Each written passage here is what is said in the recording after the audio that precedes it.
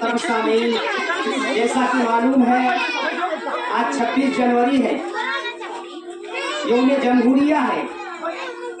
تاریخ ہند میں 2 دن کی ایک خاص اہمیت 15 اگست جس دن ہندوستان، اور دوسرا 26 جنوری جس دن ہندوستان جمہوری ملک بنا، ہندوستان کی آئین کا نفاذ ہوا، ہندوستان کے دستور کا نفاذ ہوا، ہندوستان میں رہنے والوں کے لیے قانون بنا۔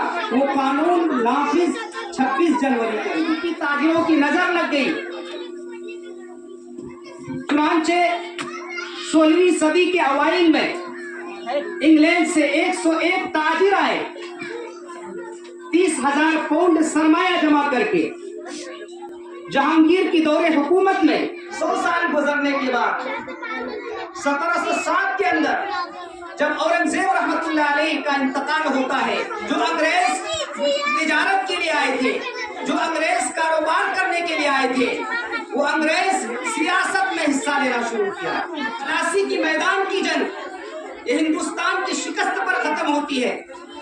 1764 کے اندر بکسر کی جنگ یہ بھی ہندوستان کی شکست پر ختم ہوتی ہے۔ جب بہار، بنگال، اڑیسہ پر انگریز پوری طرح حاوی ہو گئے، پوری طرح قابض ہو گئے، اس وقت ایک ایسی طاقت تھی، ایک ایسی شخصیت تھی، ٹیپو سلطان شہید اپنی کم عمری میں، بالغ نظری میں، معمولی ذہانت سے حضرت ٹیپو سلطان شہید رحمت اللہ علیہ نے انگریزوں کے چار سامعین، حضرت ٹیپو سلطان شہید رحمت اللہ علیہ جن کی پوری زندگی انگریزوں کے خلاف محاذ پر گزر گئے، انگریزوں کے خلاف لڑتے ہوئے ٹیپو سلطان شہید رحمت اللہ علیہ سرنگا پٹنم کی میسور کی آخری جنگ میں 1799 میں جام شہادت نوش فرماتے ہیں۔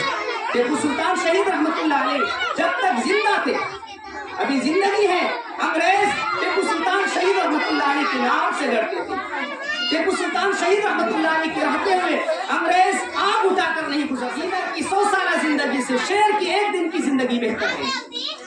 ٹیپو سلطان شہید رحمت اللہ علیہ کی یہ تاریخی جملہ ہے۔ ٹیپو سلطان شہید رحمت اللہ علیہ 1799 کے اندر میسور کی آخری جنگ میں انگریزوں کے خلاف لڑتے ہوئے جام شہادت نوش فرماتے ہیں۔ جب ٹیپو سلطان شہید رحمت اللہ علیہ کی شہادت ہوتی ہے تو انگریز کا جنرل ہارس آپ کی ناش کو دیکھ کر فرمایا آج سے ہندوستان میں سامعین ٹیپو سلطان شہید رحمت اللہ علیہ کی شہادت کے بعد اب انگریزوں کا پائے نشانہ دہلی کے پائے تخت پر تھا۔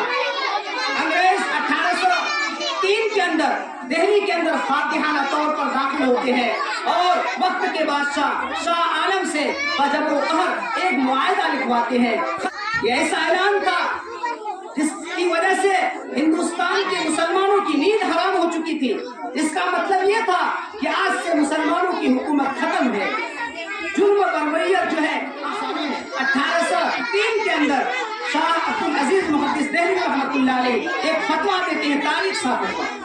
آج سے ہندوستان دارالحرب ہو چکا ہے۔ ہندوستان میں بسنے والے ہر شخص کی ذمہ داری ہے کہ انگریزوں کو ہندوستان سے بھگائے، انگریزوں کے خلاف لڑے اور انگریزوں کو ہندوستان سے بھاگنے پر مجبور کرے۔ 1857 میں علماء دیوبند شاملی کے میدان میں جنگ لڑتے ہیں، جس کی امیر حاجی امداد اللہ مہاجر مکی ہے، جس کی قیادت حضرت مولانا قاسم نانوتوی، حضرت مولانا رشید احمد گنگوئی فرماتے ہیں۔ 1857 کی جنگ آزادی میں شاملی میں علماء دیوبند جنگ لڑتے ہیں، اور جس جنگ کے اندر حافظ ضامن شہید ہوتے ہیں، جس جنگ کے اندر حضرت مولانا قاسم نانوتوی جو دارالعلوم دیوبند کے بانی ہیں، جنہوں نے دارالعلوم دیوبند کی بنیاد ڈالی، زخمی ہوتے ہیں۔ حضرت مولانا رشید احمد گنگوئی کو گرفتار کیا جاتا ہے۔ 1857 کی جنگ آزادی کے اندر ہندو دولت لیوان گفت نے ایک اندازے کے مطابق بیان کیا ہے کہ 1857 کی جنگ آزادی میں 5 لاکھ مسلمان کو سوئی دی گئی۔ 5 لاکھ مسلمان ایک اندازے کے مطابق جو ہے ہمارے اکابر वाले हमारे बुजुर्गों की कुर्बानियों के बाद हमारा मुल्क हिंदुस्तान आजाद रहा और हम इस आजादी में हमारे बिरादरान वतन तंजीमों के बाद, इन तमाम काविशों के बाद, इन तमाम कोशिशों के बाद हमारा मुल्क हिंदुस्तान 1947 को आजाद हुआ।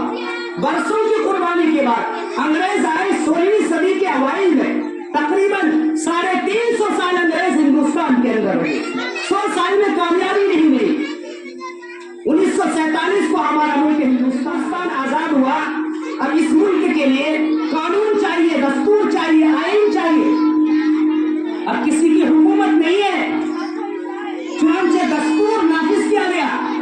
दस्तूर बनने में, आईन बनने में तकरीबन 3 साल का अरसा गुजर गया। डॉक्टर भीमराव अंबेडकर की सदार में 3 साल लगा आईन बनने में, कानून बनने में 3 साल लगा। 26 जनवरी 1950 को ये कानून नाफिज हुआ। ये कानून क्या था?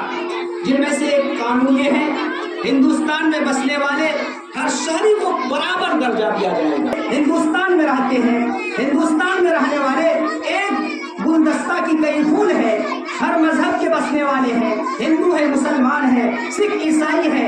लिहाजा हर मजहब वाले को उनकी मजहब पर जो है पूरी आजादी मिलेगी। हर शहरी को बराबर दर्जा दिया जाएगा। मजहब की बुनियाद पर किसी पर जुल्म नहीं किया जाएगा।